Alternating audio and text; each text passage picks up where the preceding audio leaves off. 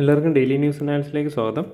അപ്പോൾ ഇപ്രാവശ്യത്തെ first news എന്ന് പറയുന്നത് നമുക്ക് അപ്പാച്ചെ ഹെലികോപ്റ്ററിനെ കുറിച്ചായിരിക്കും ആണ്. അപ്പോൾ അപ്പാച്ചെ ഹെലികോപ്റ്ററിൻ്റെ ഈ ഒരു ന്യൂസ് എന്ന് വെച്ചാൽ ഇന്ത്യൻ ആർമി ഒരു ഫസ്റ്റ് യൂണിറ്റ് ഓഫ് അപ്പാച്ചെ ഹെലികോപ്റ്റേഴ്സിനെ റേസ് ചെയ്യുന്നുണ്ട്. ജോധ്പൂരിലാണ് അവർ റേസ് ചെയ്യുന്നത്. അപ്പോൾ നമ്മൾ അപ്പാച്ചെ ഹെലികോപ്റ്റർ നോക്കും. പിന്നെ ഇന്ത്യയുടെ തന്നെ ഒരു ഇൻഡിജിനസ് ആയിട്ടുള്ള ഒരു സ്ക്വാഡ്രൻ ഉണ്ട്, പ്രചണ്ഡ് എന്ന് പറയുന്ന ഒരു ഹെലികോപ്റ്ററിൻ്റെ. അത് ലൈറ്റ് കോമ്പാറ്റ് ഹെലികോപ്റ്റേഴ്സാണ്, LCH. അതിനെക്കുറിച്ച് നമ്മൾ നോക്കും. അപ്പോൾ ഇതിൻ്റെ കോണ്ടെക്സ്റ്റ് എന്ന് വെച്ചാൽ ഇന്ത്യൻ ആർമി അപ്പാച്ചി യൂണിറ്റിനെ റേസ് ചെയ്യുന്നുണ്ട്. അത് 451 ഏവിയേഷൻ സ്ക്വാഡ്രനാണ്. അത് ജോധ്പൂറാണ് അതിൻ്റെ ലൊക്കേഷൻ വരുന്നത്. ഓക്കെ, അപ്പം ഇതെന്ന് വെച്ചാൽ 6 AH-64E അപ്പാച്ചീസ് ആണ് അവർ ഓപ്പറേറ്റ് ചെയ്യുന്നത്. അതായത് ഏകദേശം ഇത് 800 മില്യൻ്റെ ഒരു ഓർഡറായിരുന്നു. 3 മെയിൽ വരുന്നുണ്ട്, 3 ജൂലൈയിൽ.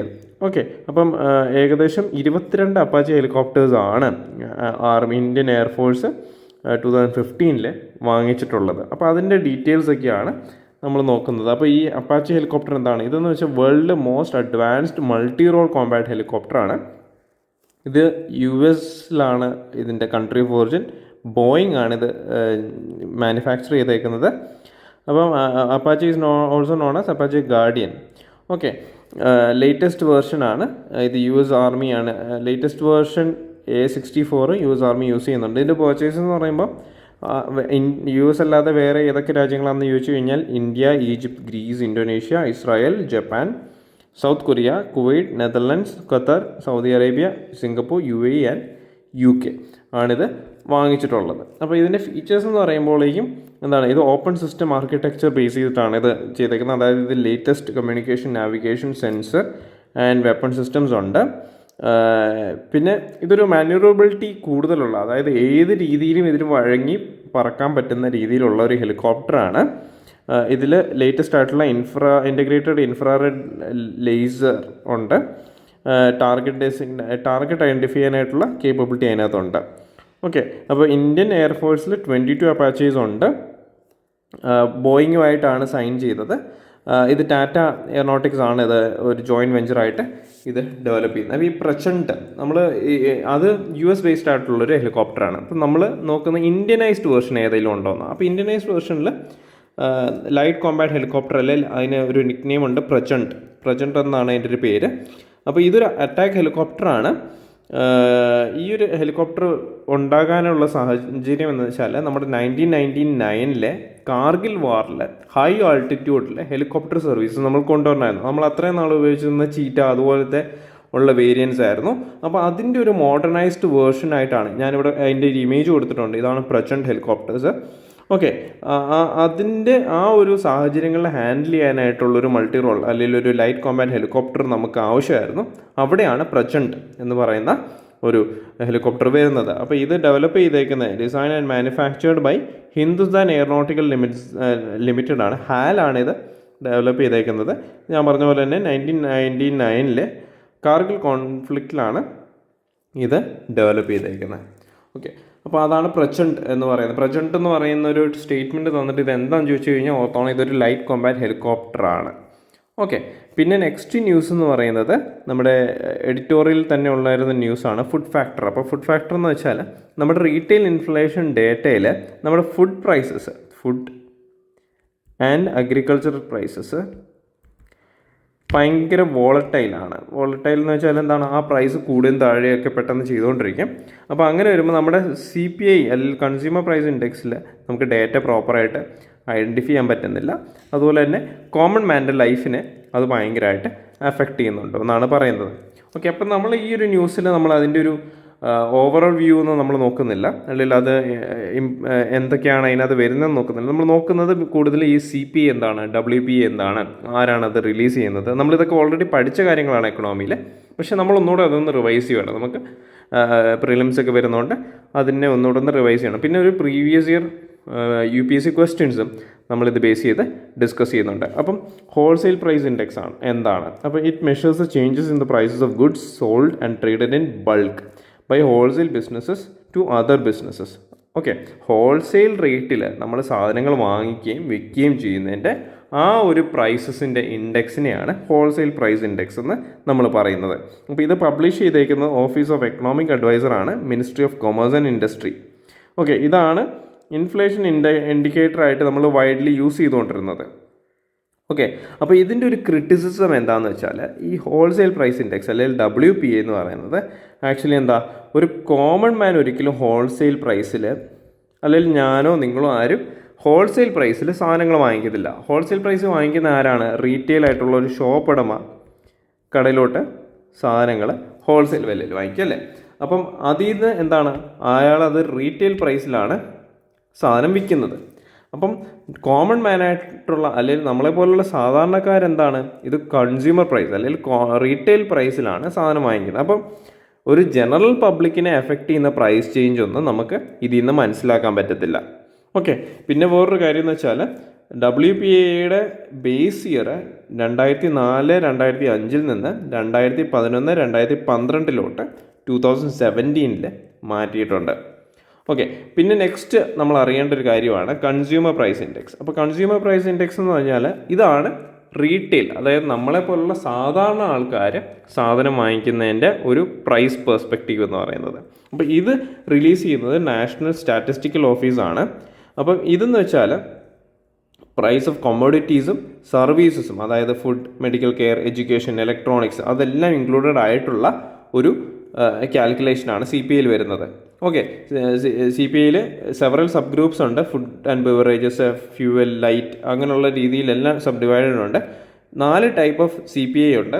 ഒന്നെന്ന് വെച്ചാൽ CPI for industrial workers, CPI four agriculture labourer, പിന്നെ CPI ഫോർ റൂറൽ ലേബർ, പിന്നെ CPI rural, urban and combined. അപ്പോൾ ഇതിൽ ഫസ്റ്റ് ത്രീ എന്ന് പറയുമ്പം CPI for industrial workers, CPI four agriculture labour, പിന്നെ റൂറൽ ലേബർ. ഇത് കാൽക്കുലേറ്റ് ചെയ്യുന്നത് അല്ലെങ്കിൽ ഇത് കമ്പൈൽ ചെയ്യുന്നത് labour bureau in ministry of labour and employment ആണ്. ഓക്കെ, ഫോർത്ത് വൺ ചെയ്യുന്നത് NSO ആണ്. ഇത് ചെയ്യുന്നത് NSO ആണ്, in ministry of statistics and programme implementation. ഇത് ഓർത്തിരുന്നതാണ് കേട്ടോ. അപ്പോൾ ഇത് നമുക്ക് ഡയറക്റ്റായിട്ട് UPSCയിൽ ചോദിക്കാൻ പറ്റുന്നൊരു കാര്യം. കാരണം പ്രിലിംസിലൊക്കെ നേരത്തെ ചോദിച്ചിട്ടുണ്ട്, സ്റ്റേറ്റ്മെൻറ്റ് വൈസ് ആയിട്ട് തന്നെ ചോദിച്ചിട്ടുള്ള കാര്യങ്ങളാണ്. അപ്പോൾ ഇതിൻ്റെ ബേസ് ഇയറും 2012 ആണ്. അപ്പോൾ recently ministry of labour and employment release new series of consumer price index. അതാണ് ഇൻഡസ്ട്രിയൽ വർക്കർ എന്ന് നമ്മൾ ആദ്യം പറഞ്ഞിട്ടുള്ള. അതിൻ്റെ ബേസ് ഇയർ 2016 ആണ്. പിന്നെ മോണിറ്ററി പോളിസി കമ്മിറ്റി CPI ആണ് ഇൻഫ്ലേഷൻ കൺട്രോളിൻ്റെ ഡേറ്റ ആയിട്ട് എടുക്കുന്നത്. പിന്നെ RBIയും എന്താണ്, ഇൻഫ്ലേഷൻ അണ്ടർസ്റ്റാൻഡ് ചെയ്യാനായിട്ട് CPIനെ എടുത്തിട്ടുണ്ട്. അത് 2014 അത് എടുത്തിട്ടുള്ളത്. ഓക്കെ, അപ്പോൾ ഈ CPIയും WPIയും ഡിഫറൻസ് നമ്മൾ ഓൾറെഡി ആ ഡെഫിനേഷനിൽ നമ്മൾ മനസ്സിലാക്കി. പക്ഷേ ഒന്നുകൂടെ അതിനെ എങ്ങനെയാണ് ഡിസ്റ്റിങ്വിഷ് ചെയ്യുന്നത് നമുക്ക് നോക്കാം. അപ്പോൾ WPI എന്ന് പറയുന്നത് എന്താണ്, പ്രൊഡ്യൂസർ അല്ലെങ്കിൽ കൺസ്യൂമർ ലെവലിൽ ആണ് ഇത് ക്യാപ്ചർ ചെയ്യുന്നത്, അതിൻ്റെ ഡേറ്റ ക്യാപ്ചർ ചെയ്യുന്നത്. CPI എന്ന് പറയുമ്പോഴേക്കും എന്താ, ഒരു എൻഡ് കൺസ്യൂമർ, അതായത് നമ്മളെ പോലുള്ള ആൾക്കാർ, നമുക്കറിയാം നമ്മൾ സാധനം വാങ്ങിക്കാൻ പോകുമ്പോഴേക്കും നമുക്കറിയാം എന്താണ്, കുറച്ച് ഇപ്പം പാലൊക്കെ നമ്മൾ വാങ്ങിക്കാൻ പോകും, മിൽക്കൊക്കെ വാങ്ങിക്കാൻ പോകുമ്പോഴേക്കും നമുക്കറിയാം ഇത്രയും നാൾ 23 rupees ആയിരുന്നു, ഇപ്പോൾ പെട്ടെന്ന് 28 രൂപയായി. അപ്പോൾ ഇത്രയും രൂപ കൂടി, 5 രൂപ കൂടി. അപ്പോൾ അതാണ് എന്താണ് CPI എന്നൊക്കെ പറയുന്നത്. അത് ആ ഒരു കൺസ്യൂമറിൽ ഉണ്ടാകുന്ന, കൺസ്യൂമറായിട്ടുള്ള നമ്മളെ പോലുള്ള ആൾക്കാർ വാങ്ങിക്കുന്ന സാധനങ്ങളിലുള്ള വിലക്കയറ്റം, അത് മെഷർ ചെയ്യുന്നതാണ് CPI എന്ന് പറയുന്നത്. ആ ഒരു ഇൻഫ്ലേഷനെ മെഷർ ചെയ്യുന്നതാണ് CPI എന്ന് പറയുന്നത്. അപ്പോൾ unlike CPI, WPI excludes changes in service cost. ഇപ്പോൾ നമ്മൾ ഓർത്തിരിക്കേണ്ടത് WPIയിൽ സർവീസ് ബേസ്ഡ് ആയിട്ടുള്ള ഇൻഡസ്ട്രീസിൻ്റെ അതിൻ്റെ കോസ്റ്റുകളോ കാര്യങ്ങളോ ഒന്നും അതിനകത്തില്ല. WPIയിൽ ബേസിക്കലി കൊമോഡിറ്റീസ് മാത്രമേ ഉള്ളൂ. അപ്പോൾ WPI assigns higher weightage to manufacture goods, whereas CPI places more emphasis on food items in the basket of goods and services. അപ്പം WPIയിൽ അല്ലെങ്കിൽ ഹോൾസെയിൽ പ്രൈസ് ഇൻഡെക്സിൽ എന്താണ്, മാനുഫാക്ചർ ഗുഡ്സിനാണ് വെയിറ്റേജ് കൂടുതൽ, CPIയിൽ ഫുഡ് ഐറ്റത്തിനാണ് കൂടുതൽ വെയിറ്റേജ് കൊടുക്കുന്നത്. അപ്പോൾ നമ്മൾ ഇതിനകത്ത് വെയിറ്റേജ് നോക്കാം. വെയ്റ്റ്സ് ഓഫ് WPI ഏറ്റവും കൂടുതലുള്ളത് മാനുഫാക്ചേഴ്സിനാണ്. അതർ മാനുഫാക്ചറേഴ്സ് എന്ന് പറയുന്നുണ്ട്. അതിൽ food and fuel and power 13% വരുന്നുണ്ട്. അതർ ഫുഡ് ആർട്ടിക്കിൾസ് 12.4% വരുന്നുണ്ട്. മാനുഫാക്ചർ ഫുഡ് ആൻഡ് ബിവറേജസ് വരുന്നത് എത്രയാണ്, 11.8%. Basic metals 9.7, chemical products 6.5, textiles 4.5, minerals and crude petroleum അതൊക്കെ വരുന്നത് 3.2, സീരിയൽസ് 2.8. ഓക്കെ, കൺസ്യൂമർ പ്രൈസിനകത്ത് വരുമ്പോൾ ഹൗസിംഗ് ആണ് 10% വരുന്നത്. ഫുഡ് ആൻഡ് ബിവറേജസ് ഇതിപ്പോൾ നമ്മൾ നേരത്തെ പറഞ്ഞ പോലെ ഫുഡ് ആൻഡ് ബിവറേജസ് 45.86% ആണ്. പിന്നെ ആണ് ഹൗസിംഗ് വരുന്നത്. ഫ്യൂവൽ ആൻഡ് ലൈറ്റ് 6.8, 5.3 വരുന്നത് ക്ലോത്തിങ് ആൻഡ് ഫുഡ്വെയർ. ഓക്കെ, അപ്പോൾ ഇതെല്ലാം പറയുമ്പോൾ നമുക്കൊരു ബേസിക് കൺസെപ്റ്റ് നമ്മൾ അറിയണം. അതായത് നമ്മളിപ്പം CPI WPI ഒക്കെ പറഞ്ഞു വന്നിട്ടാണ് ആരാണത് റിലീസ് ചെയ്യുന്നത്, പിന്നെ എന്തൊക്കെയുണ്ട് ഓരോരോ ഇൻഡെക്സിലും എന്നൊക്കെ നമ്മൾ നോക്കി. അപ്പം ബേസിക് ആയിട്ടുള്ളൊരു കാര്യം നമ്മൾ വിട്ടുപോയി. അതെന്താണെന്നല്ലേ, what is inflation? Okay, inflation എന്ന് വെച്ചാൽ മലയാളത്തിൽ പറയുമ്പോൾ എന്താണ്, പ്രൈസ് കൂടുക അല്ലെങ്കിൽ വിലക്കയറ്റം എന്നൊക്കെ നമുക്ക് പറയാം. ഓക്കെ, വിലക്കയറ്റം ഒക്കെയാണ് ഇൻഫ്ലേഷൻ എന്ന് പറയുന്നത്. അപ്പോൾ inflation refers to the rise in prices for the most goods and services of daily or common use, such as food, clothing, housing, recreation, transport, consumer staples, etc. അപ്പോൾ inflation measures the average price change in a basket of commodities and services over time. അപ്പോൾ inflation എന്ന് പറയുന്നത് എന്താണ്? ഇപ്പോൾ inflation കൂടുന്നതനുസരിച്ച് ഒരു കറൻസിയുടെ purchasing power കുറയും എന്ന് ഓർത്തിരിക്കുക. അപ്പോൾ ഇൻഫ്ലേഷൻ വരുമ്പോൾ എന്താ, നമുക്കിപ്പോൾ ഒരു സാധനത്തിന് 10 രൂപയാണെങ്കിൽ കുറച്ച് കഴിയുമ്പോഴേക്കും അതിന് 20 രൂപയായി. അപ്പം നമ്മൾ 10 രൂപ സ്പെൻഡ് ചെയ്യുന്നതിൻ്റെ അടുത്ത് ഈ സമയത്ത് എത്രയാണ്, നമ്മൾ 20 രൂപയാണ് സ്പെൻഡ് ചെയ്യുന്നത്. അപ്പം ഒരു കറൻസിയുടെ പർച്ചേസിങ് പവർ അവിടെ കുറയുവാന്ന് ഓർത്തിരുന്നോണം. It could ultimately lead to deceleration of economic growth. അപ്പോൾ അതനുസരിച്ച് എന്താണ്, കൺട്രിയുടെ എക്കണോമിക് ഗ്രോത്ത് കുറയാനായിട്ട് ചാൻസസ് ഉണ്ട്. Okay, however moderate level of inflation, അതായത് ഒരു ബേസിക് ലെവൽ ഓഫ് ഇൻഫ്ലേഷൻ നമുക്ക് വേണം. എന്താണ്, നമ്മുടെ കൺട്രിയിലെ പ്രൊഡക്ഷൻ കൂട്ടാനായിട്ട്. In India inflation is primarily measured by 2 indices. എന്താണ്, നമ്മൾ പറഞ്ഞ പോലെ WPI, CPI. അപ്പം നമ്മൾ PYQ നോക്കുവാണ്. 2010 ചോദിച്ച ഒരു PYQ ആണ്. അപ്പോൾ ഇതെന്ന് വെച്ചാൽ wholesale price index in India is available on a monthly basis only as compared to CPI of industrial workers. The WPI gives less weight for food articles. ഇതിൽ രണ്ടും ശരിയാണ്, ബോത്ത് ആർ കറക്റ്റ്. ഇതിൽ ഏതാണ് correct എന്നാണ് ചോദ്യം. രണ്ടും കറക്റ്റാണ്. WPI monthly basis ആണ്, മന്ത്ലി ബേസിസ് ഒള്ളിയാണ് അവൈലബിൾ ആയിട്ടുള്ളത്. അതുപോലെ തന്നെ consumer price index of industrial workers WPI എന്താണ്, ഫുഡ് ആർട്ടിക്കിൾസിൽ ലെസ് ആണ് കൊടുക്കുന്നത്. ഓക്കെ, അതും കറക്റ്റായിട്ടുള്ള സ്റ്റേറ്റ്മെൻ്റ് ആണ്. നെക്സ്റ്റ് ക്വസ്റ്റ്യൻ 2020 ചോദിച്ചിട്ടുള്ളത്. Weightage of food and consumer price index is higher than that in wholesale price index. പിന്നെ WPI does not capture changes in prices of services which CPI does. Reserve Bank of India now adopted WPI as the key measure of inflation and to decide on changing the key policy rates. അപ്പോൾ ഇതിൽ നമുക്ക് third statement നമ്മൾ നേരത്തെ പറഞ്ഞതാണ്. എന്താണ്, reserve bank of India CPI ആണ് adopt ചെയ്തേക്കുന്നത്.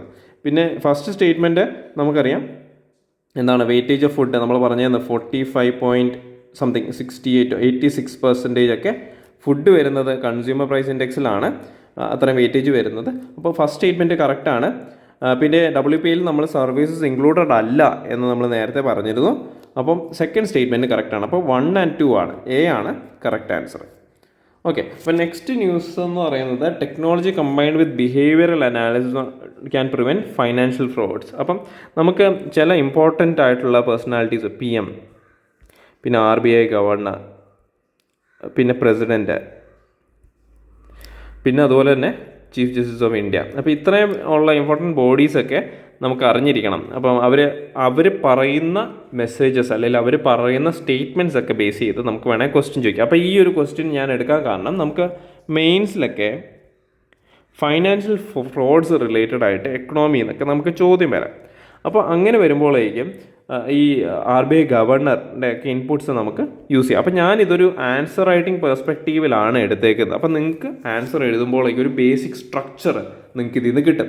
അപ്പം ഇതിൻ്റെ ഈ ഒരു പെർസ്പെക്റ്റീവിൻ്റെ കാരണം എന്ന് വെച്ചാൽ, അല്ലെങ്കിൽ ഈ ഒരു ക്വസ്റ്റ്യൻ UPSC ചോദിക്കാനുള്ള കാരണം ഒക്കെ വരുവാണെങ്കിൽ നമുക്ക് പറയാൻ പറ്റും എന്താണ്, RBI ഗവർണർ ടെക്നോളജിയും ബിഹേവിയർ അനാലിസിസും യൂസ് ചെയ്തിട്ട് എങ്ങനെയാണ് ഫൈനാൻഷ്യൽ ഫ്രോഡിനെ ടാക്കിൾ ചെയ്യാമെന്നായിരുന്നു പറഞ്ഞിരുന്നത്. ഓക്കെ, അപ്പോൾ ആ ഒരു രീതിയിൽ, അതായത് ഫൈനാൻഷ്യൽ ഫ്രോഡിനെ എങ്ങനെ ടാക്കിൾ ചെയ്യാമെന്നൊക്കെ മെയിൻസ് ക്വസ്റ്റ്യൻ വന്നു കഴിഞ്ഞാൽ നമുക്ക് ഈ ഒരു ഇൻപുട്സ് യൂസ് ചെയ്യാം. അപ്പം ടെക്നോളജിയും ബിഹേവിയറൽ അനാലിറ്റിക്സും നമുക്ക് യൂസ് ചെയ്തുകൊണ്ട് എങ്ങനെയാണ് ഫൈനാൻഷ്യൽ ഫ്രോഡ് ടാക്കിൾ ചെയ്യുന്നത്?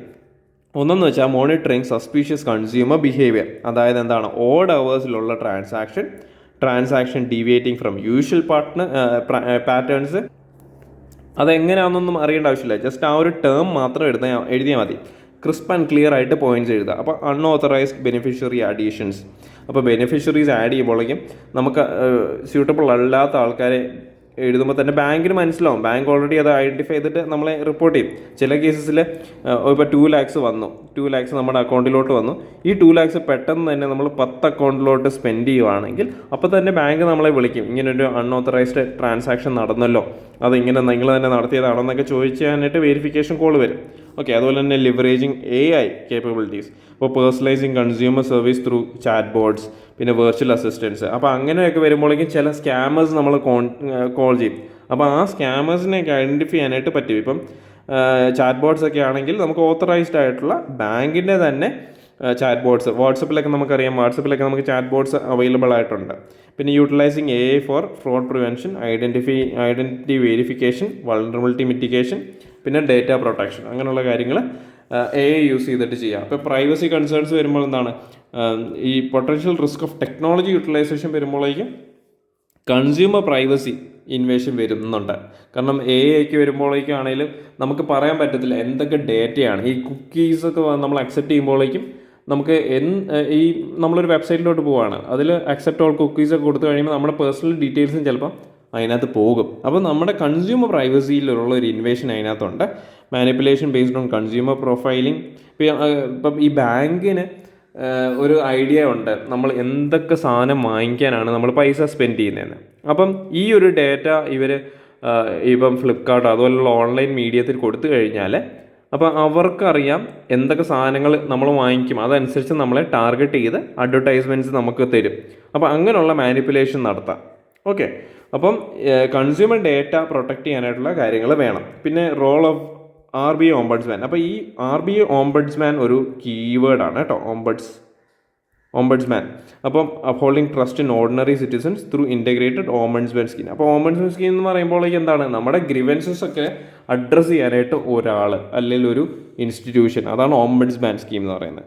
Okay, providing an independent and impartial avenue for unresolved grievances. ഇപ്പം പിന്നെ facilitating fair redressal of consumers grievances. അപ്പം നമുക്കറിയാം ഇപ്പോൾ ഫൈനാൻഷ്യൽ ഫ്രോഡൊക്കെ നടക്കുമ്പോൾ പോലും നമുക്കിപ്പം കൂടിപ്പോയാൽ നമ്മൾ നമ്മുടെ സൈബർ സെല്ലിൽ വിളിച്ച് പറയും. പക്ഷേ സൈബർ സെല്ലിൽ അവർ ഒരു പോസിബിൾ റെസ്പോൺസ് പറയുന്നത് അവരെ കൊണ്ട് അത് ചെയ്യാൻ പറ്റത്തില്ല എന്നാണ്. അപ്പോൾ ഫൈനാൻഷ്യൽ ഫ്രോഡ്സ് ഒക്കെ വരുമ്പോൾ നമ്മൾ ആരെയാണ് അഡ്രസ്സ് ചെയ്യേണ്ടത്? നമുക്ക് RBIയിൽ ഒരു ഓംബഡ്സ്മാൻ ഉണ്ടെങ്കിൽ നമുക്ക് അവരെ ഡയറക്റ്റായിട്ട് അഡ്രസ്സ് ചെയ്ത് കഴിഞ്ഞാൽ അൾട്ടിമേറ്റ്ലി പൈസയാണ് പോകുന്നത്. അപ്പം പൈസ മാനേജ് ചെയ്യുന്നത് RBI ആയതുകൊണ്ട് അവർക്കിത് ട്രേസ് ചെയ്യാനൊക്കെ കുറച്ചുകൂടെ എളുപ്പമായിരിക്കും. അപ്പോൾ ombudsman scheme, role of RBI ombudsman scheme. അപ്പം ഇൻറ്റഗ്രേറ്റഡ് ഓംബഡ്സ്മാൻ സ്കീമിലെ ഇംപ്രൂവ്മെൻറ്റ്, അതായത് significant enhancement in implementing integrated ombudsman framework after the launch of RBI IOS, അതായത് reserve bank integrated ombudsman scheme. അപ്പോൾ അതിൻ്റെ ഒരു കൺക്ലൂഷൻ എന്ന് പറയുന്നത് എന്താണ്, while technology and behavioural analytics offer promising avenues for combating financial fraud, it is crucial to strike a balance between leveraging these advancements and ensuring consumer data. അപ്പം നമുക്ക് ഇങ്ങനെയുള്ള ടെക്നോളജിയൊക്കെ ഉപയോഗിച്ച് നമുക്ക് ഫൈനാൻഷ്യൽ ഫ്രോഡ് നമുക്ക് കണ്ടുപിടിക്കാനൊക്കെ പറ്റും.